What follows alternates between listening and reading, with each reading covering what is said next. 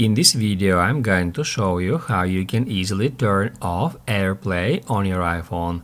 Be sure to watch the video to the very end so you don't make any mistakes. Let's get started, guys, and I'm gonna show you a couple of different ways how it can be easily done.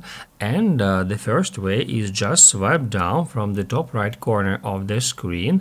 That will open up the control center where we can easily find this Bluetooth icon, and to immediately stop AirPlay we just need to toggle off our Bluetooth just like that.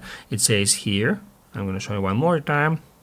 Once we tap right there, it says here that Bluetooth stopped until tomorrow. So in this case, we'll interrupt AirPlay playback to any device immediately. And this is the case if we need to interrupt playback quickly and right now.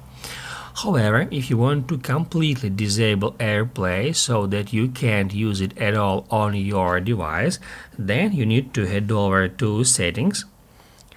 After that, go to General, select AirPlay and Hand Off here, and at the very top you will find Automatically AirPlay feature. If we get into it, we can see that now it is set to automatic, which is actually default option here.